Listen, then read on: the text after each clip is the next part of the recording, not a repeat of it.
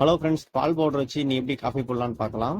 அதுக்கு தேவையான பொருள் வந்து ஃபர்ஸ்ட் ஒரு குண்டா, ஒரு அடுப்பு, அப்புறம் வந்து 2 டம்ளர் பிடிக்கிறதுக்கு, ஒரு பால் பவுடர், எவ்ரிடே பால் பவுடர் 10 ரூபாது, காஃபி தூள் ஒன்று, கொஞ்சமாக சர்க்கரை, அவ்வளோதான் தேவை. இந்த பால் பவுடர் வந்து 3 கிராமுக்கு 80 ml வரைக்கும் தண்ணி கலக்கலாம். இந்த பேக்கெட் வந்து 15 கிராம் அப்படின்னா 80 × 5 400 ml வரைக்கும் பால் வந்து இதில் கலந்துக்கலாம். இங்கே வந்து 15 கிராம் போட்டுக்கோங்க, உங்களுக்கு பார்த்தா தெரியும். இந்த பேக்கெட்டோட விலை வந்து 10 ரூபா. இப்போ வந்து அந்த பேக்கெட்டை நல்லா கட் பண்ணிக்கலாம். பால் பவுட்ரு, நெக்ஸ்ட் காஃபி பவுடரையும் கட் பண்ணிக்கலாம். இப்போ தண்ணி நல்லா விட்டுக்கலாம். குறைஞ்ச அளவு தண்ணி விட்டுக்கலாம், ரொம்ப அதிகமாகவும் விட வேண்டாம். இப்போ தண்ணி நல்லா ஃபில் பண்ணியாச்சு கரெக்டான அளவில். இப்போ அடுத்து என்னன்னா சுவிட்சு போக போகிறோம். அடுப்பு ஆன் ஆகிடும். இப்போ வந்து மில்க் கொடுக்கலாம். ஹீட் மில்க்னு கொடுத்துட்றோம். கொஞ்ச நேரம் வெயிட் பண்ணலாம். தண்ணி சூடாகட்டும், அதுக்கப்புறமேட்டு பால் பவுடர் கலந்துடலாம்.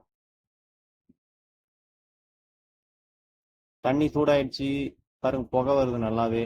இப்போ வந்து நம்ம பால் பவுடர் கலக்கலாம்.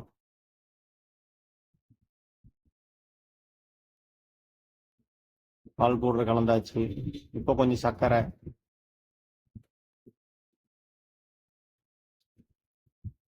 ஓகே, இப்போ சர்க்கரையும் கலந்தாச்சு. நெக்ஸ்ட் இப்படியே கொஞ்சம் கொதிக்கிட்டோம். அதுக்கப்புறமா கடைசியாக வந்து நம்ம காஃபி தூள் கலக்கலாம்.